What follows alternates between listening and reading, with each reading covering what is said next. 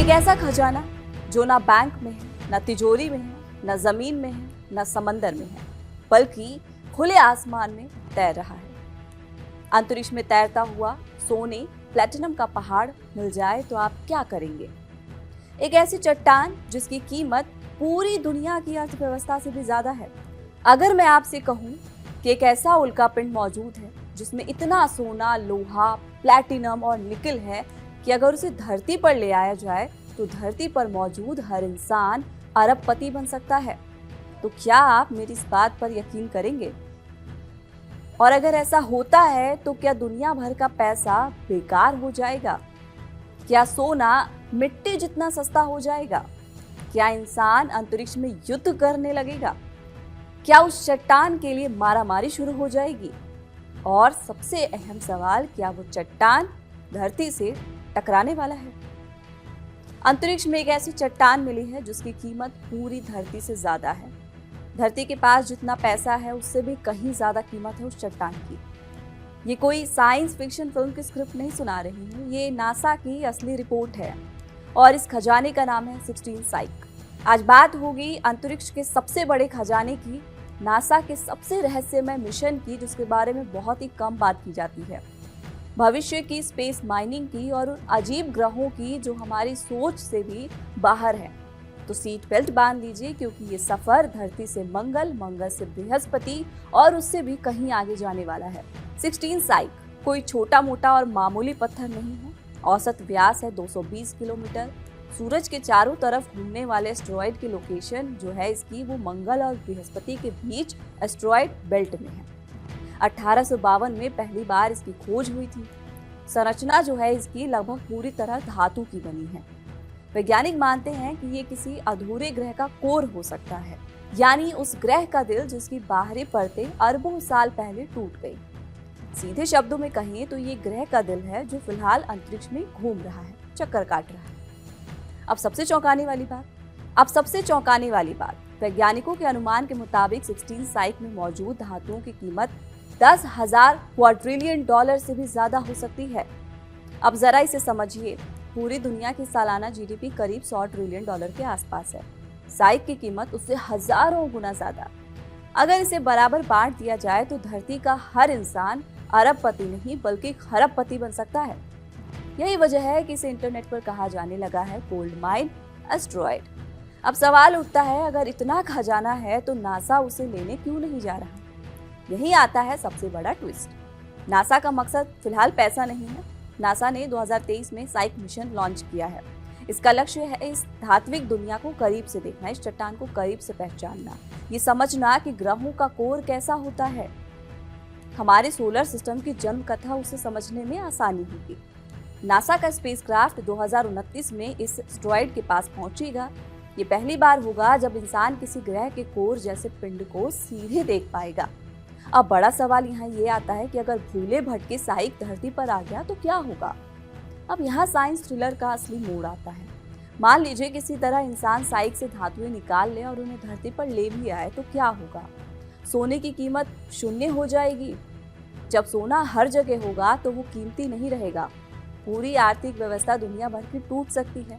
Bank, currency, reserve सब बेकार हो जाएंगे। नए युद्ध शुरू हो सकते हैं भैया कि कौन किसे कितना सोना देगा, कौन पहले वहां तक पहुंचेगा। इसीलिए वैज्ञानिक कहते हैं स्पेस माइनिंग भविष्य है, लेकिन खतरे भी उतने ही बड़े हैं। तो क्या भविष्य में अंतरिक्ष से खनन होगा? जवाब है हाँ, लेकिन धीरे धीरे। नासा, स्पेसएक्स और कई प्राइवेट कंपनियां asteroid mining, moon mining, Mars resources पर रिसर्च कर रही हैं। संभावना है कि भविष्य में धातुएं धरती पर नहीं बल्कि अंतरिक्ष में ही इस्तेमाल होंगी।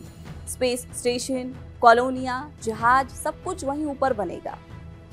अब ये तो बात हो गई उस उल्कापिंड की जो सोने जैसी महंगी धातुओं से लैस है, लेकिन अब आते हैं उन ग्रहों पर जो साइक से भी ज्यादा चौंकाने वाले हैं।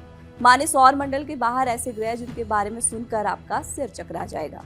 पहला है WASP 76b, जहां लोहे की बारिश होती है। यहाँ तापमान 2400 डिग्री सेल्सियस से भी ज्यादा है। दिन की साइड पर लोहा पिघल जाता है और रात की साइड पर लोहे की बारिश होती है। सीधे शब्दों में ये ग्रह एक चलता फिरता लोहे का तूफान है। फिर आता है WASP 193b, यानी कॉटन कैंडी ग्रह। बृहस्पति से 1.5 गुना बड़ा है, लेकिन इतना हल्का कि वैज्ञानिकों ने ये कहा कि ये तो रुई जैसा है। तीसरा ग्रह है TOI 3757b, मार्शमैलो ग्रह, सबसे कम घनत्व वाला ग्रह। रेड ड्वार्फ स्टार के चारों ओर इतना हल्का है कि दिमाग हिल जाए। अब अगला है HD 189733b, कांच की बारिश वाला ग्रह। नीले रंग का सुंदर ग्रह, लेकिन यहाँ हवा के साथ कांच की बारिश होती है। फिर आता है SIMP J0136, आवारा चुंबकीय ग्रह जो किसी तारे का चक्कर नहीं लगाता, माने इसका कोई सूर्य नहीं है। यह अकेला अंतरिक्ष में घूमता है, बेहद ताकतवर इसके चुंबकीय क्षेत्र है। अब ये तो बात हो गई हमारे सौर मंडल के बाहर वाले ग्रहों, लेकिन क्या आप जानते हैं हमारे सोलर सिस्टम के अंदर भी अजीबोगरीब ग्रह हैं। शुक्र जो उल्टी दिशा में घूमता है, एक दिन 1 साल के बराबर है। फिर शनि इतना हल्का कि पानी में तैर सकता है, अगर इतना बड़ा टब मिल जाए तो। खैर, अंतरिक्ष की गहराइयों में जितना उतरेंगे उतनी ही रहस्यमयी चीजें सामने आएंगी। 16 साइक हमें सिर्फ खजाने का सपना नहीं दिखाता, ये हमें याद दिलाता है कि हम कहाँ से आए हैं, हमारा ग्रह कैसे बना और भविष्य में हम कहाँ तक जा सकते हैं। आज ये सब थ्योरी है, कल ये हकीकत बन सकती है। अंतरिक्ष सिर्फ ऊपर नहीं है, अंतरिक्ष हमारा भविष्य है। फिलहाल इस वीडियो में इतना ही। आप क्या सोचते हैं इस खबर पर, हमें कमेंट बॉक्स में जरूर बताएं। साथ ही अगर नए हैं तो चैनल कड़क को सब्सक्राइब करना बिल्कुल ना भूलें। यहाँ ताजा खबर के साथ हर दिन की शुरुआत कड़क है। आमने सामने बैठ रखते हैं बात पूरे दम से, आराम से।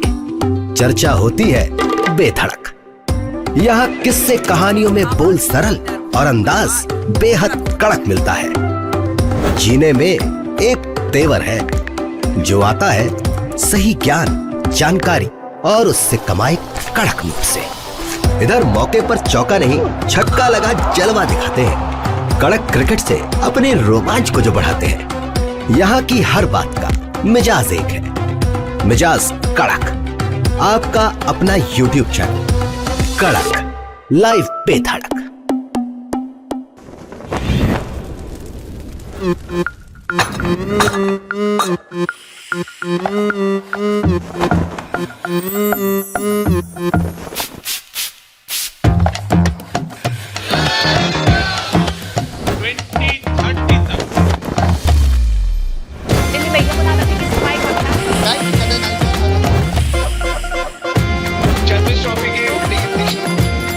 ये कड़क है।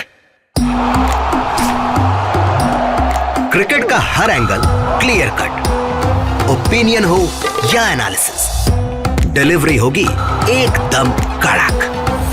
कड़क लाइव पे धड़क।